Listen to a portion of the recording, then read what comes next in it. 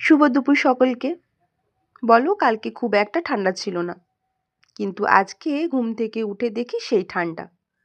ঘুম ভেঙে গেলেও বিছানা ছেড়ে একদমই উঠতে ইচ্ছে করছে না। লেপের ভেতরেই যেন সব আরাম লুকিয়ে আছে। আবার একটা চিন্তা এসে মাথায় উপস্থিত। কাল থেকে আবার বেটু স্কুল। এই কদিন তো বেশ আরাম করেই কাটিয়েছি, আর কাল থেকেই শুরু সেই চেনা রুটিন। ভোরে উঠে টিফিন বানানো, বেটুকে স্কুলের জন্য রেডি করা, পুলকার পর্যন্ত বেটুকে ছেড়ে দিয়ে আসা, আরও কত কি।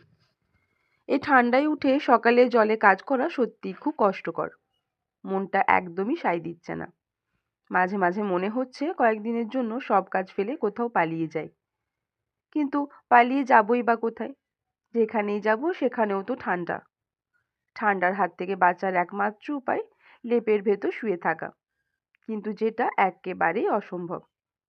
জানো, আমার একটু জলে কাজ করলেই হাত পা পুরো শরীর যেন বরফের মতো জমে যাচ্ছে।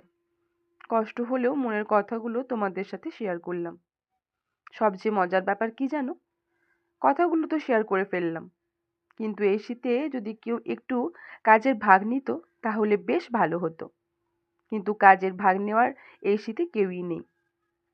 অনেক মজা করলাম, আর মনের দুঃখগুলো তোমাদের সাথে শেয়ার করে নিলাম। সব কাজ সেরে, পুজো দিয়ে, রান্না সেরে আজ বেরিয়ে পড়লাম শীতের দু একটা জামা কাপড় কেনার জন্য। আমি জামা কাপড় কিনি, তারপর তোমাদের সাথে সেটা শেয়ার করব। দেখা হচ্ছে অন্য কোনো ব্লগে। ততক্ষণ পর্যন্ত টাটা।